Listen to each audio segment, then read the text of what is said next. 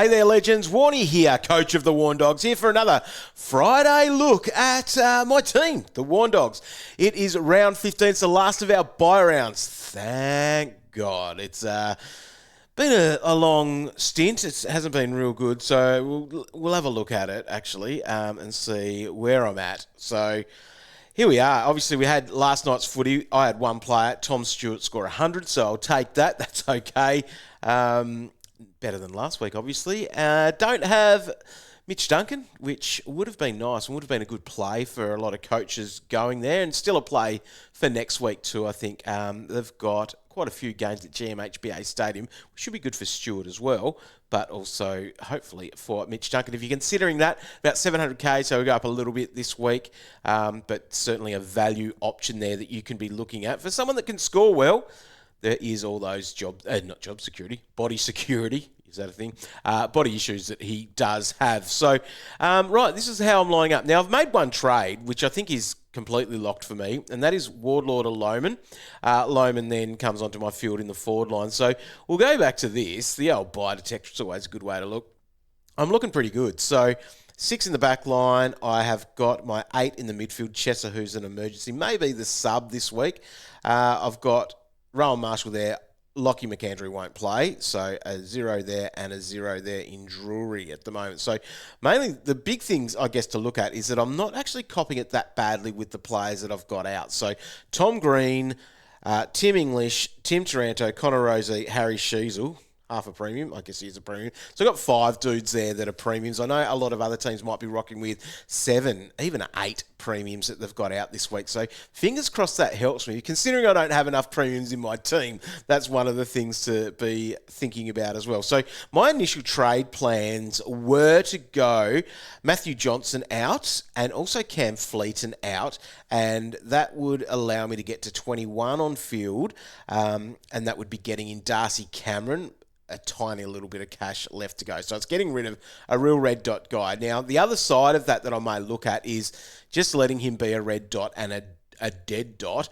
The thing I worry about with that is it's having 2 guys there. Fingers crossed Chesser comes back at some point. Like, that might help that out to have an emergency there on the bench. And let that die, and then get rid of Rory Atkins, who I've got some concerns about whether he makes the 22 tonight. If he doesn't, well, then that's an obvious thing. I'll be getting rid of him, and then that would allow me to get a big dog premium. So that would allow me to get a big dog premium in the midfield, and I probably still would trade Johnson and still have some cash left for next week. So there's a bit to play out there. Atkins could become Dawson, but I will have my Harry Sheasel, who can either be a forward or a defender. I would have liked him to be a defender because I think it just looks better. I don't know if that's a real reason for saying it, but he would be better there at the bottom end of my defensive line, and rolling there and then trying to get those bigger premiums. As that stat I've been rolling out, 10 of the top 13 players who are all averaging over 90 points in the forward line all have the bye this week. So working out who that could be, do I get my Butters? Do I get, I don't know. Anyway, we'll have a look. So that's where it is. So my trades, as I said, I'm not exactly sure what they are. Check out the video on afl.com.au. I did actually talk to that a little bit there, what my thoughts were, and that is just with that see you later Fleeton move, which would just get me a Darcy Cameron, which I'm happy with. I've got Cameron just over Ben Keys. I do like Elliot Yeo in the back line as well. Check out the fantasy fill-up article on dreamteamtalk.com for a few other thoughts. Dribble a little bit of rubbish there. But it's also interesting too. I've already got Windhager. If I didn't have Windhager, that would have been an interesting option in these shuffles and in these moves there, because at 375, he is value, obviously obvious value.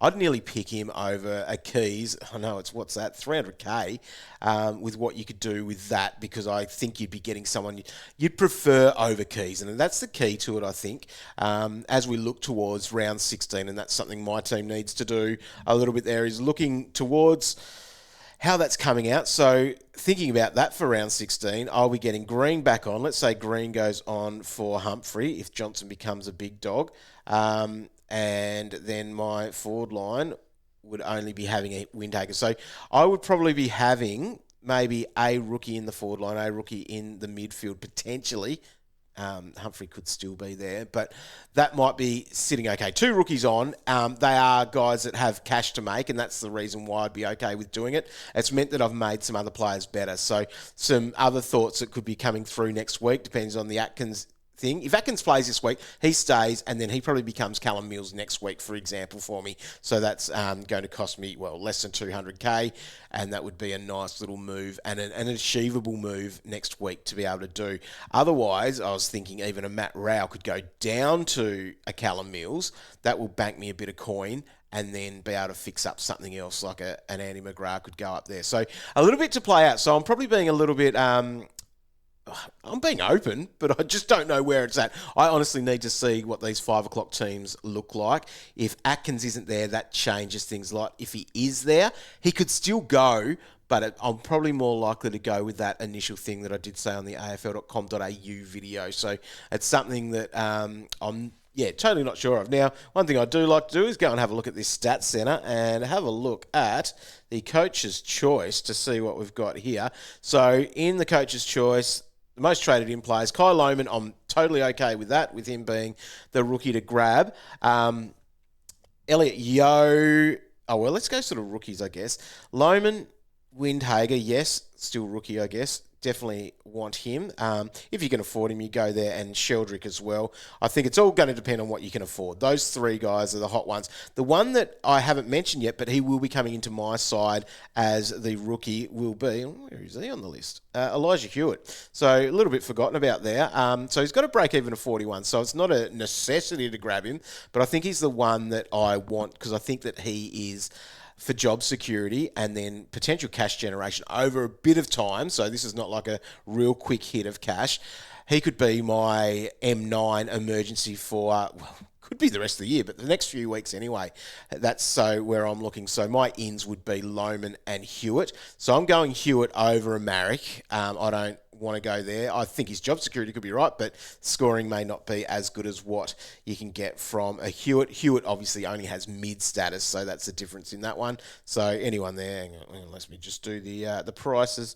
So in that there, Marrick, Sheldrick, Jasper Fletcher, you could go there. I'd prefer, if it's coming down to Fletcher and Hewitt, that's who I'll be going with, Hewitt, in that sense. Now, Jack Williams is a play that you could make.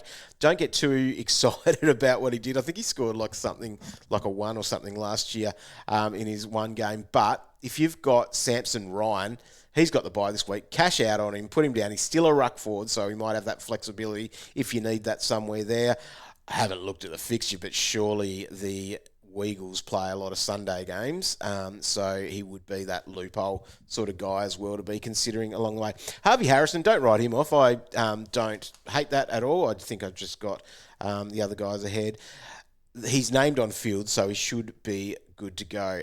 Just want to push into that next bracket of these prices. Windhager, Dev Robertson, yep, you could still be going there, of course. What did he end up doing last week? It was a 50-odd, wasn't it?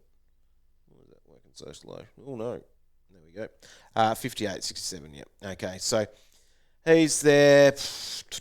They're probably the only 2 that you'd really be considering. And Sheldrick, wherever he's... Well, Sheldrick's still under 300k. Saw him before. All right, so let me go back to all prices and the coach's choice in. So, yes, I like that as a mid-priced option. Keys, as I said before, I've got Cameron over Keys, but they're probably at the end of the day much of a muchness. One of the things that go in my favour of going in the favour of Cameron is that he's got the ruck status. If one of your rucks go down and it's a 1-weeker, you can get him playing on there, and it's probably going to be easier to cover because you probably don't have that ruck guy on the bench to cover with. So that could work if it is a 1 week. Because that's the thing. If a Tim English was a 1 week out, you realistically would like to hold that, and you could flick Cameron in there. Keys, I think, could be the highest scorer. But there's a few things that could happen there. Brad Crouch as Cow is up and about and excited with him. I like him as an option. Jordan Dawson, of course. That's who... In a way, I think that's where I could go to if old mate, what's his name?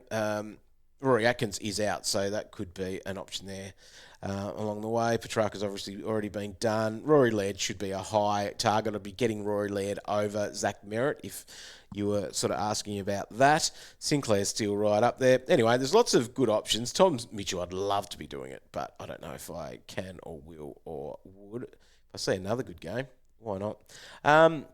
Yeah, so they are those most traded players. So thinking about moving forward, look at your team for what it's going to look like next week. Don't be overloaded in a position. Hopefully with DPP anyway, you might be able to flick things around, whether that's a 1 week play or so as you're looking.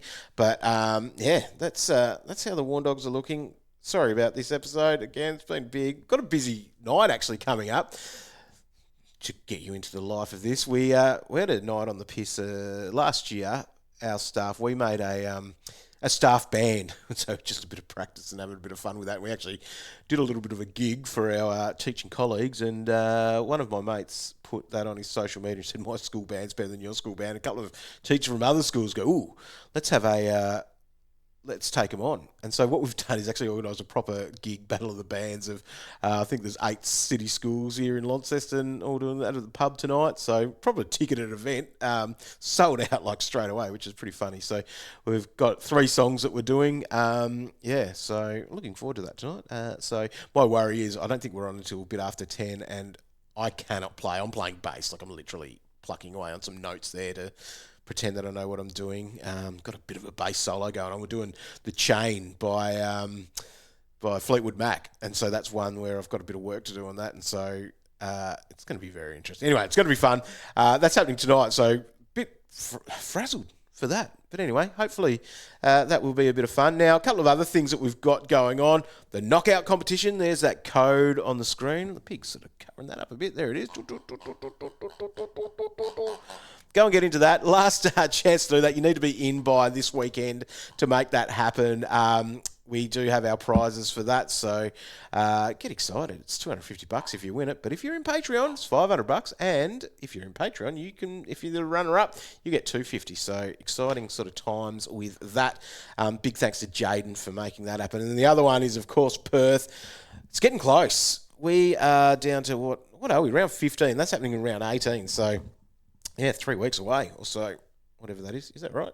Yeah, something like that. Anyway, that's going to be very, very fun to do. So I'm looking forward to that. Good luck this weekend. Thanks very much for tuning into these. Appreciate anyone who has jumped on to our YouTube channel and done the subscribe thing or like these and comment along the way. It's always nice to just have the engagement of people. So it's a really cool thing. We will have more to come next week.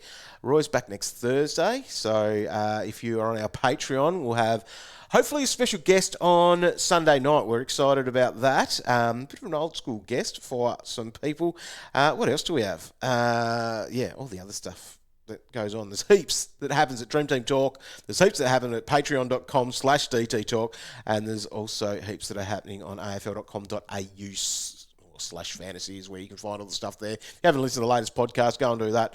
Read Cal's Fantasy Ready article, yada, yada, yada, yada. Heaps happening.